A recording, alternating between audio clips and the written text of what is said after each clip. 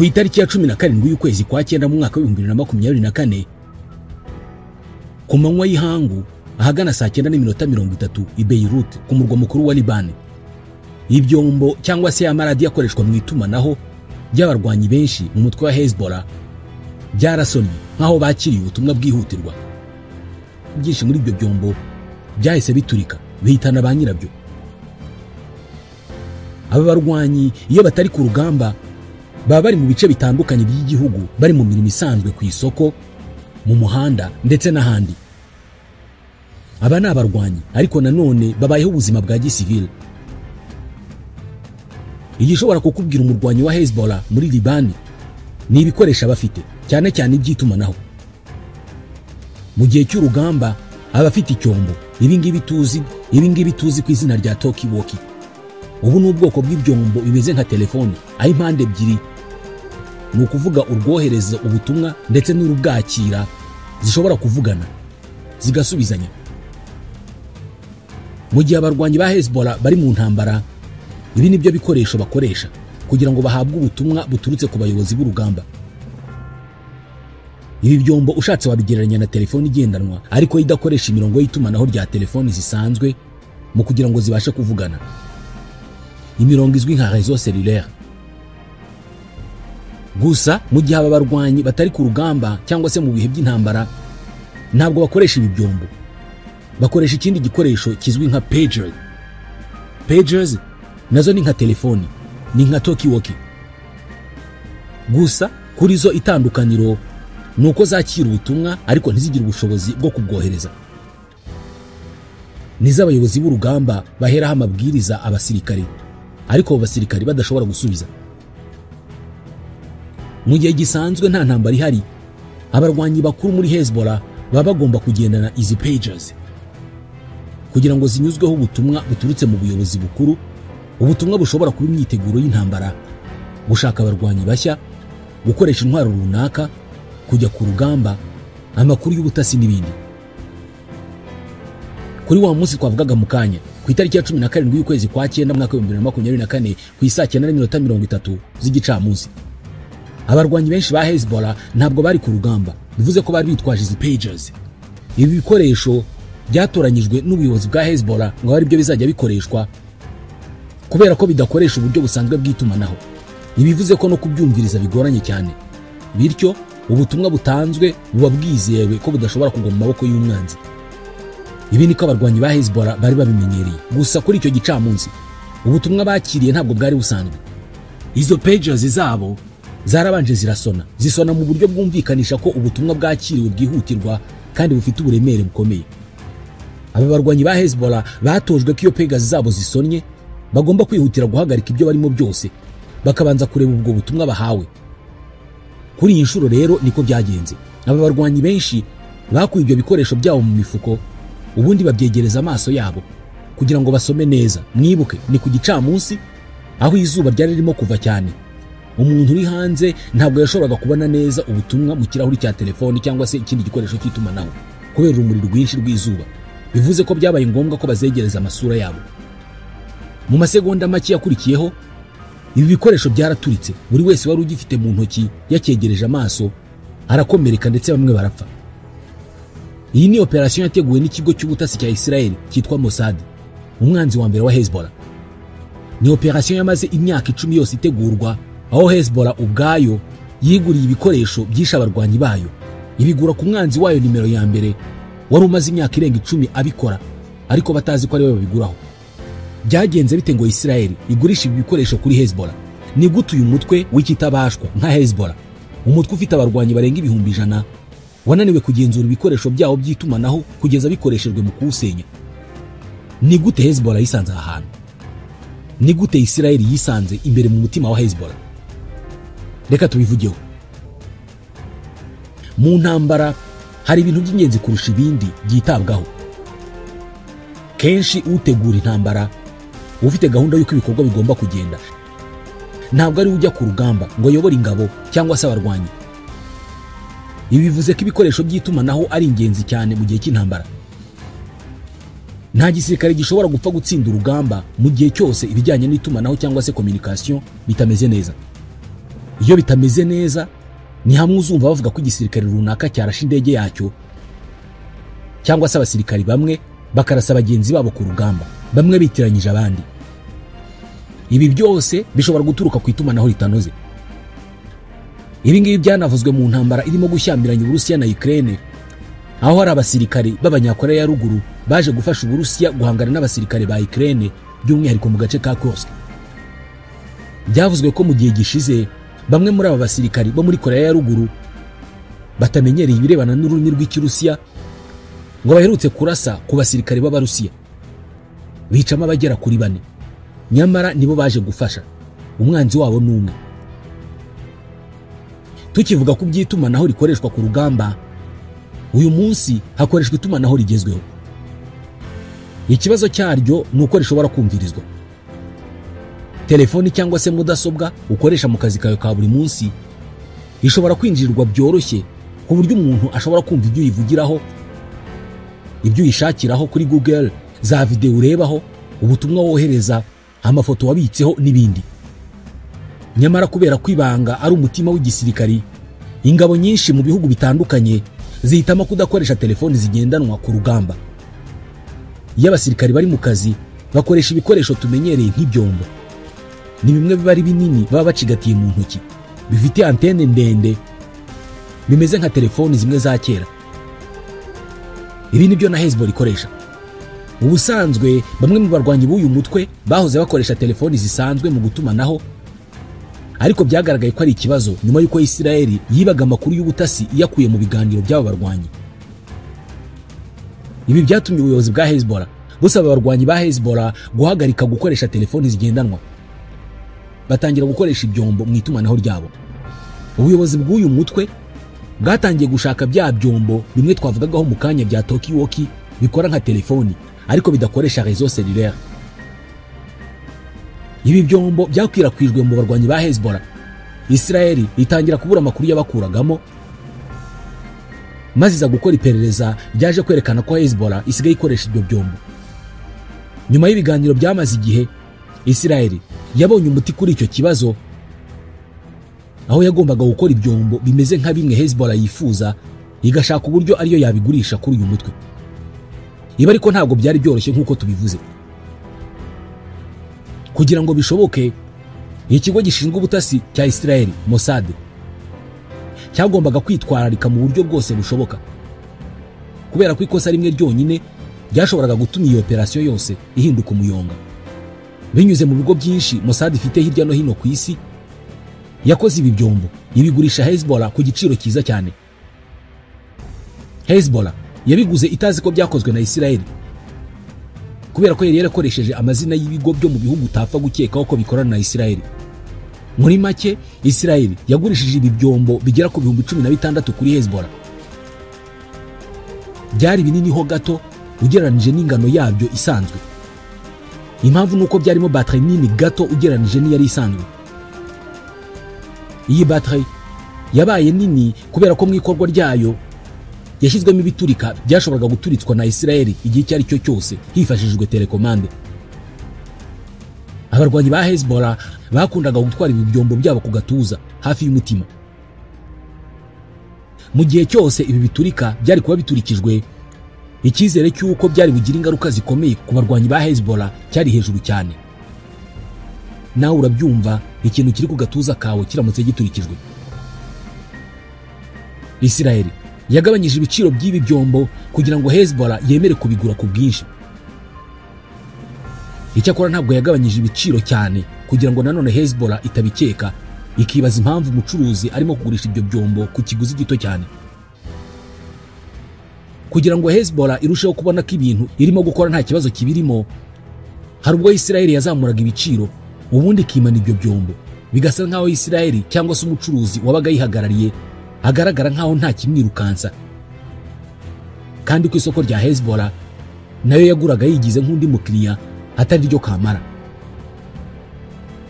Icyo Israel yakoze ni ugukora igikoresho gifite batterie irambana umuriro igihe kirekire, kikaba gishobora kugwa mu mazi nticyangirike, kigashobora gukoreshwa ahantu hari umukungugu mwinshi ntikigire ikibazo. Cyari icyombo cy'inzozi cyagenewe urugamba. icyombo umurwanyi wa Hezbollah wese yakwifuza, icyombo umurwanyi yakwihishanya mu mazi kandi agakomeza gukora akazi ke ko kwakira ubutumwa nta kibazo. Ku bayobozi b'uyu mutwe iki cyari icyombo cy'imboneka rimwe, cyane ko inganda zikora ibyo byombo zarushijeho kugabanuka muri iyi myaka, ahanini kubera ko iri koranabuhanga ritakigezweho ku bantu benshi.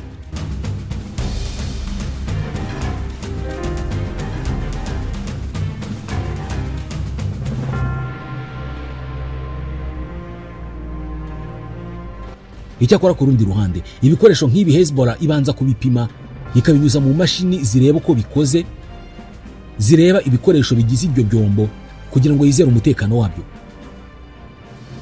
Hari nubwo kandi uyu mutwe ufata ingamba zo gufungura ibikoresho waguze kugira ngo buri kamwe gapimwe ukwako, buri cyose kigenzurwe.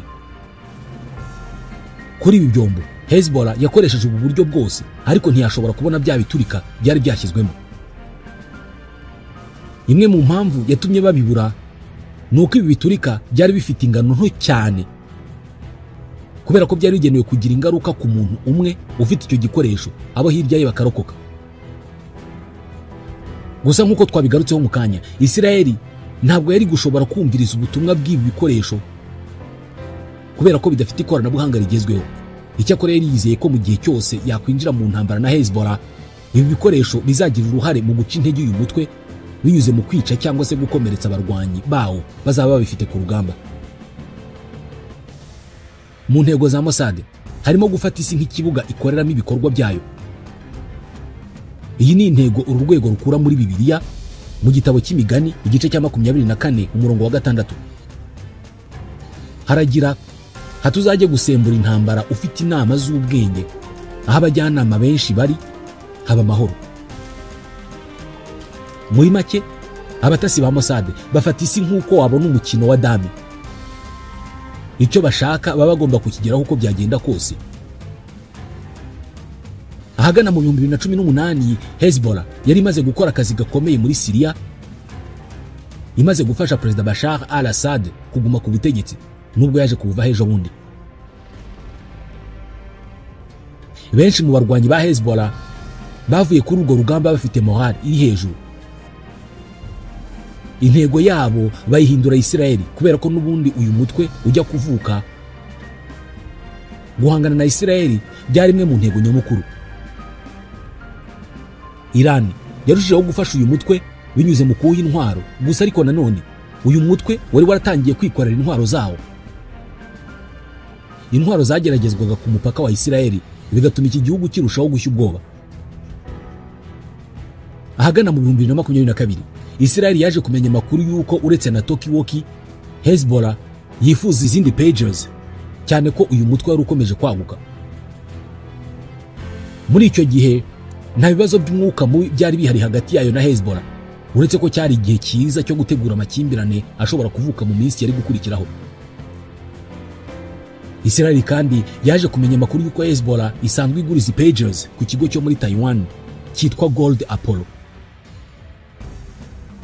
Iki ni ikigo kizwi gikora Pagers zitwa AR-924 zikunzwe cyane ku rwego rw'isi. Mu burasirazuba bwo hagati, iki kigo cyari gifite umugore ugishakira abakiriya. Umwe mu bakiriya bigeze gukorana akaba umutwe wa Hezbollah.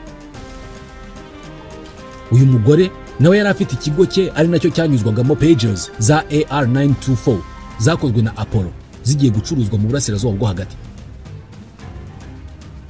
Uyu mugore yabaye ingenzi cyane muri ibi bikorwa byose. Kugira ngo Mossad mugereho, yaguze uburenganzira kuri Apollo bwo gukoresha izina ryayo rimwe rya AR-924 ikaryandika kuri Pagers nayikora. Izi Pagers zakorwaga n'ikigo cyo muri Hongria, ariko ubwo ni Mossad yari yambaye izina ry'icyo kigo. Icyo kigo rero cyo muri Hongria kimaze kugura uburenganzira bwo gukoresha izina rya AR-924, cyahise cyihutira kuvugisha wa mugore uhagarariye Gold Apollo mu burasirazuba bwo hagati kugira ngo ageze ubutumwa kuri Hezbollah. Ikibazo cyabayemo kinini nuko Pagers za AR-924 zagurishwaga kuri Hezbollah zari nini ho gato kurusha izo yari isanzwe igura ku buryo ibyago byo gukeka impamvu yabyo byari hejuru cyane. Gusa mu rwego rwo gutuma abayobozi ba Hezbollah batuza, uyu mugore yabahaye pages zo gukoresha ku buntu kugira ngo babanze bazisuzume bazabone gukora amahitamo nyuma. Nk'uko bisanzwe, izi zari zifite ikoranabuhanga ryisumbuye ku ziryo Hezbollah yari isanzwe ikoresha. Bateri zazo zamaraga igihe kinini zitarashiramo umuriro, zigashobora gucomekwa hifashishijwe umugozi. Ivumbi cyangwa se amazi ntacyo byashoboraga kuzitwara, zari zujuje ibisabwa byose. Mwibuke, bya byombo cyangwa se talkie-walkie Hezbollah ikoresha nabyo Mossad yari yarabishyizemo ikoranabuhanga. Muri make, Mossad yari yaramaze kubona icyo Hezbollah ikeneye, ubundi nayo iragikora, iragitanga.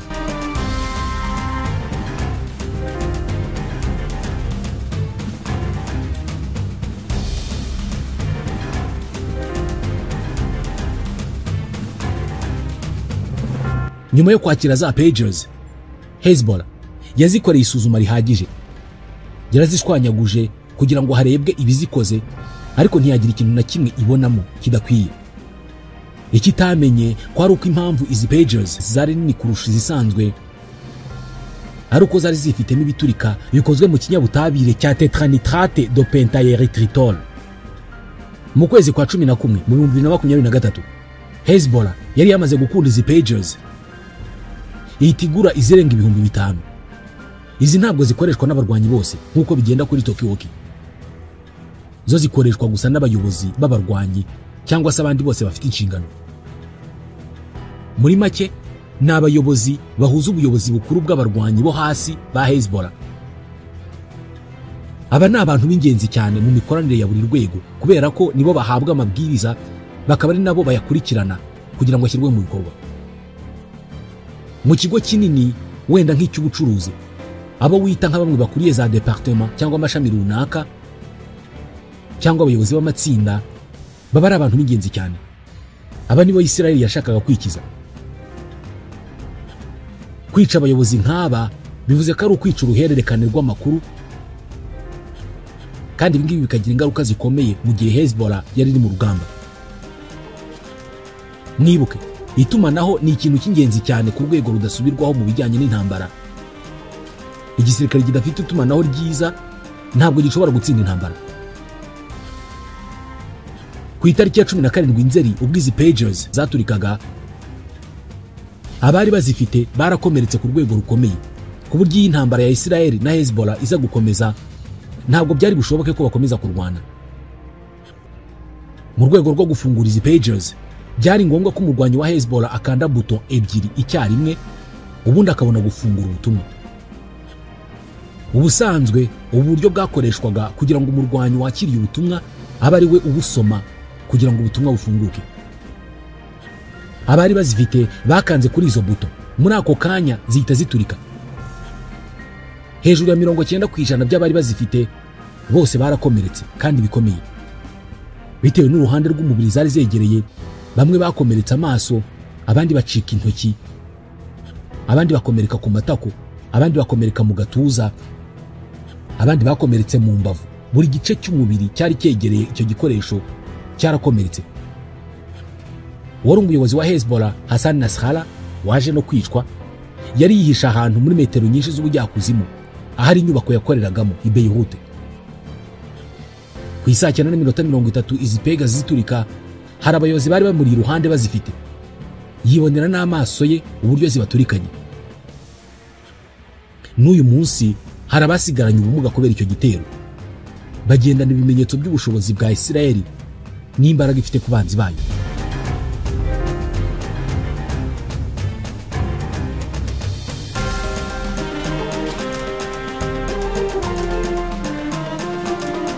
Buri gikomere kiri ku murwanyi wa Hezbollah n'ubushobozi bw'igisirikare cya Israel n'ubutasi bwacyo bikaba ikimenyetso kiburira abandi.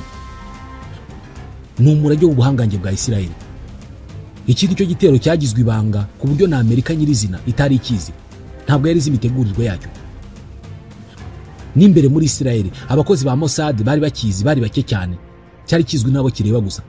Gusa nyuma y'uko imirwano irushijeho gukaza umurego mu mezi yabanjirije igitero, Israel yatangiye kubona ibimenyetso by'uko Hezbollah ishobora gutangira gukeka amababa izi Pegasus, igatinya ko akazi kose yakoze mu myaka ishize gashobora guhinduka umuyonga cyangwa se imfabusa.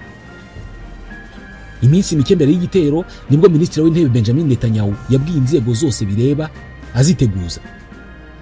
Icyemezo cy'uko iki gitero kizagabwa cyaganiriweho by'igihe gito mbere y'uko cyemezwa. Hezbollah yaje gupfusha n'abandi bayobozi benshi, birangira yemeye ibihe by'agahenge na Israel, ari nabyo bikomeje n'uyu munsi. Gucika intege kwayo byagizwemo uruhare rukomeye n'iki gitero cyahitanye abatari bake mu barwanyi bakuru bayo.